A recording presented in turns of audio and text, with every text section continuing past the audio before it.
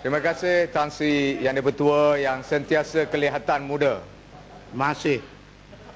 Saya ikut nasihat Tan Sri Yang Dipertua, bunga kita buang, kita ambil isi saja. Oleh kerana itu, semalam saya mengakhiri. Dan isi yang pahit-pahit itu janganlah terlampau, kadang-kadang limpahkan. Ya, yang manis saja. Itu yang menimbulkan kekicauan juga. Terima kasih. Bajet semalam saya berhenti rehat pada petang semalam dengan isu perbincangan yang secara meluas, itu kaedah bagaimana untuk mengatasi masalah kebocoran, ketirisan dan kehilangan hasil yang sangat besar kepada negara kita yang dibincangkan kedua-dua pihak. Dan bajet yang dikemukakan oleh Ketua Pembangkang Pakatan Rakyat mengusulkan satu kaedah bagaimana untuk menyekat dan menyelamatkan kebocoran dan ketirisan yang begitu besar. Antara sebab yang dikatakan semalam, kebetulan TV3 juga malam tadi menyokong kami membangkitkan isu berkenaan dengan kebocoran ini, mengatakan bahawa terlalu banyak dan ramai orang-orang asing yang terlibat diberi lesen ataupun mereka berupaya mendapatkan lesen-lesen untuk berniaga dalam negara kita. Secara langsung mereka meraih lebih daripada 6 bilion ringgit setahun kerana mereka diberi akses untuk berniaga atau mendapat peluang berniaga dalam negara kita. Ini yang dibangkitkan oleh TV3 malam tadi, dan saya rasa ramai orang memerhatikan perkara ini. Sekaligus perkara ini menyokong apa yang kita bincangkan pada tahun 2009 dulu, iaitu Nama kota, jangan rosakkan nama TV3. Yang Mungkin malam tadi, isu tengok ke itu tidak? tujuannya lain, bukan nyokong pembangkang. okey, 3 suku TV kita potong jadi TV3 betul-betul. Saya rasa perkara ini sama seperti yang dibincangkan pada tahun 2009 dulu, iaitu bagaimana Perdana Menteri selaku Menteri Kewangan juga pada 2008 membangkitkan isu kebocoran ataupun remittance keluar dalam negara kita dikatakan berjumlah 19 bilion ringgit. Pada masa itu, agensi-agensi berkuasa diarahkan segera untuk membaiki kedudukan ini, dan perkara yang sama juga berlaku beberapa tahun dulu, iaitu mengatakan tertubuhnya badan atau jawatan namakan 3B untuk tujuan menyelamatkan hal ini. Tapi sampai sekarang tidak ada bukti, tidak ada langkah dan tidak ada laporan mengatakan kita berjaya atau sebaliknya. Laporan itu sendiri pun Datuk Yang Tua tidak dikemukakan dalam Dewan sebagaimana dijanjikan. Dan ketirisan ini pada pandangan saya dan ramai ahli-ahli yang berbincang tentang perkara ini disebabkan oleh peristiwa Alibaba yang dikatakan berlaku begitu lama, sehingga daripada kata bermulanya konsep penswastaan yang dibawa oleh Kerajaan Barisan Nasional bermula dengan mantan-mantan Perdana Menteri yang lalu menggunakan polisi penswastaan ini untuk tujuan kononnya yang sepatutnya membantu Bumi Putera, akhirnya menyuburkan amalan Alibaba ini, dan langkah ataupun amalan kealibabaan ini berterusan sehingga sekarang. Daripada lesen gerai kecil, berniaga ikan, berniaga sayur, berniaga tepung, roti canai, berniaga kedai selun, berniaga apa saja, kontrak kecil dan sederhana, sehingga kepada pemberian AP melibatkan aktiviti kealibabaan.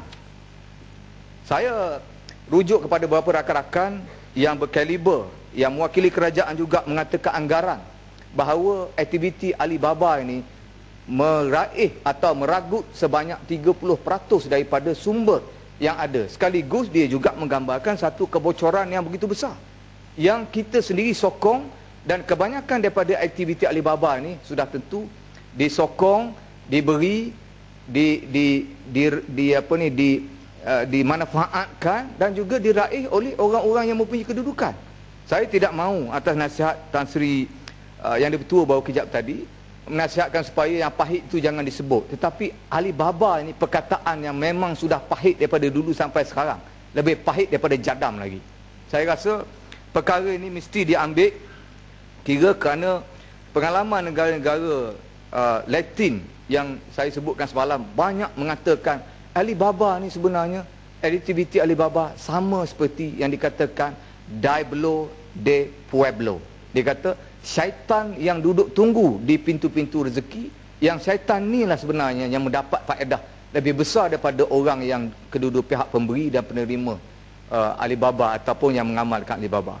Dan syaitan ini nampak gaya lebih kurang dengan syaitan yang dikenali sebagaimana yang disebut oleh mantan Perdana Menteri kita. Saya rasa betul lah mantan Perdana Menteri kita mengandaikan syaitan yang dikenali ini sebagaimana kegagalan polisi ataupun dasar penswastaan, kerana yang mendapat manfaat begitu besar adalah orang yang kita tidak nampak, tapi ada orang tertentu yang mengenali syaitan-syaitan yang tidak nampak ini. Saya bersetuju dengan pandangan beliau. Memang ini yang menyebabkan gagalnya dasar perswastaan sehingga pada hari ini, yang menyebabkan bahawa isu ketirisan, kebocoran dan sebagainya berlaku berleluasa. Dan saya heran kenapa tidak ada satu dasar yang khusus dibawa dalam belanjawan 2013 untuk tujuan menyekat atau membaiki atau menjadi remedi kepada kebocoran yang sekian lama berlaku. Saya yakin apa yang dibawa oleh Ketua Pembangkang selaku mewakili Pakatan Rakyat dalam belanjawan jingga buku jingga, walaupun tidak diulas secara detail, saya yakin ada beberapa yang agak mustahak untuk dibawa sebagai cadangan untuk mengatasi perkara ini. Sebagai contoh, saya terbaca dalam cadangan itu untuk mewujudkan satu paras lantai kepada percukaian negara dalam bentuk, saya rasa ini satu bentuk tax reform yang sangat besar yang tidak dinyatakan atau tertinggal dipersembahkan dalam belanjawan oleh kerajaan pada beberapa hari yang lalu. Tax reform yang meletakkan paras lantai ini sangat mustahak, kerana satu golongan yang telah sekian lama mendapat manfaat tidak boleh membayar cukai lebih rendah daripada yang sepatutnya. Kita mesti wujudkan satu paras lantai, tidak membenarkan sekelompok orang yang membayar cukai lebih rendah daripada yang paling minima. Ini sangat mustahak untuk menjadi satu pengajaran bahawa kita ada satu kluster yang tak boleh kita kecualikan, walaupun banyak insentif, pengecualian dan juga rangsangan-rangsangan yang kita boleh bagi untuk tujuan menggalakkan mereka atau sesiapa saja datang dari segi pelaburan dan meraih lebih keuntungan. Tapi kita tidak boleh membenarkan level ataupun paras lantai ini diceroboh sehingga ada orang yang langsung terkecuali dan tidak perlu membayar cukai sama sekali kerana kepentingan dan kebijaksanaan mereka memanipulasikan polisi cukai. Ini sama sekali kita kena lihat dan kena masukkan dalam cadangan kita untuk mewujudkan satu paras lantai dalam pembayaran cukai dalam negara kita untuk jangka panjang. Saya bimbang dan kita bimbang satu masa kalau perkara ini tidak teliti, akan kita menghasilkan satu masyarakat perdagangan dalam negara kita yang menumpukan kepada kaedah melarikan cukai secara halal. Ini satu perkara yang telah berlaku dan dialami oleh negara-negara maju kerana mereka mempunyai kepandaian, kebolehan untuk memanipulasikan polisi-polisi ataupun insentif, rebate dan sebagainya untuk tujuan meminimalkan. Dan sekarang kita menggunakan perkataan pengecualian, pemberi insentif sehingga ada yang dikecualikan 15 tahun, 5 tahun, 0%, 2 kali ganda pengecualian. Ini perkataan-perkataan yang membayangkan kita cuba untuk menanam sifat meneliti kaedah perlarian cukai secara halal. Saya rasa Datuk Tua ini adalah perkara yang sangat tidak sihat dalam masa kita terpaksa memikirkan inisiatif-inisiatif baru untuk menghasilkan revenue kepada kerajaan.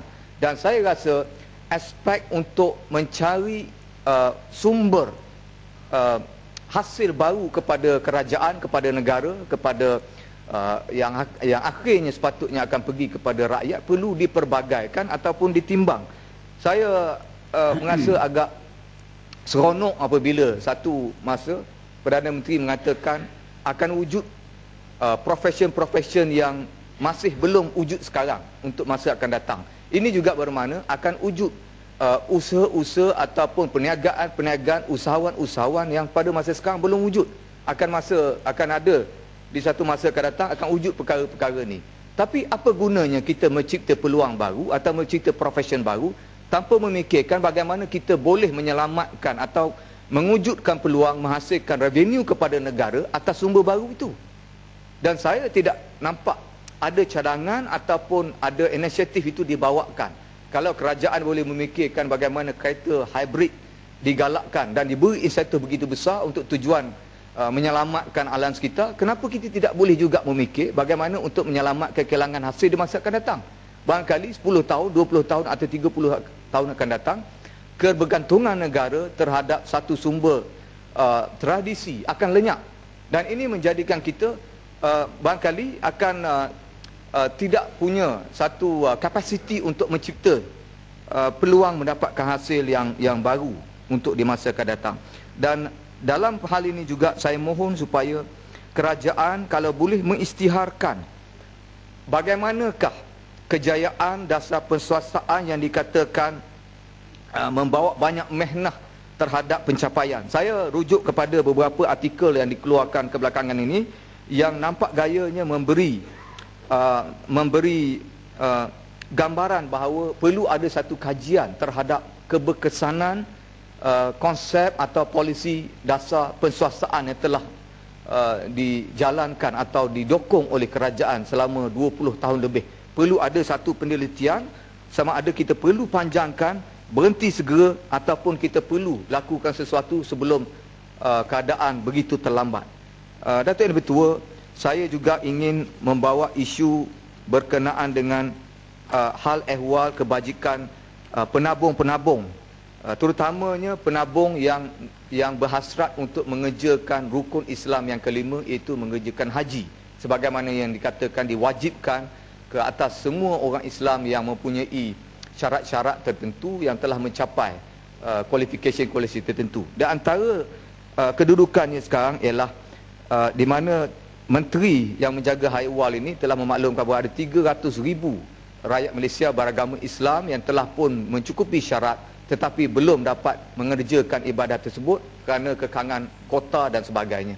Saya nak membawakan isu di mana kajian dan rujukan saya menunjukkan bahawa jumlah yang terkumpul, yang disumbang dan ditabung oleh pencarum-pencarum di tabung haji ini bernilai lebih daripada 275 bilion. Saya nak tanya, kenapa dalam buku belanjawan pada kali ini 2013 perkara ini tidak dimasukkan?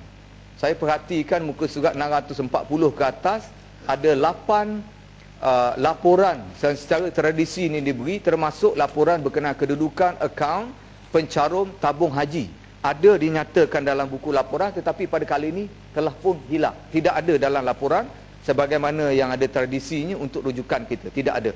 Saya nak tahu kenapa perkara ini berlaku.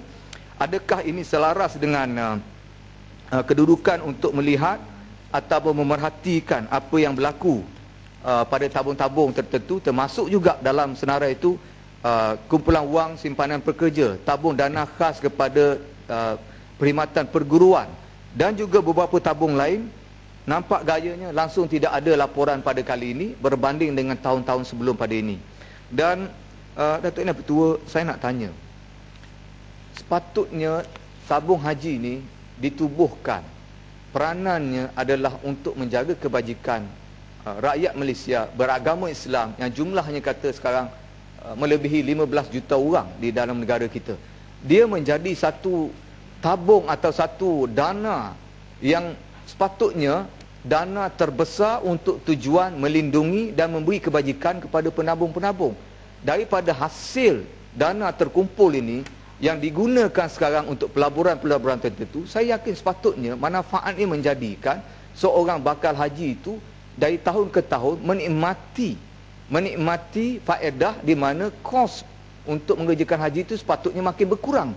Kerana jumlah pelaburan itu sepatutnya diambil kira dari sudut keuntungan, dividen, laba dan sebagainya. Tetapi kenapa perkara ini berlaku di sebaliknya? Saya rasa perkara ini patut ada satu keterangan atau penjelasan yang agak mustahak. Sekaligus saya berharap Datuk Yang Bertua, soal tabung haji ini tidaklah termasuk dalam isu kebimbangan kita akibat ketirisan yang disebut sebagai aktiviti kealibabaan ini. Terima kasih banyak Datuk Yang Bertua.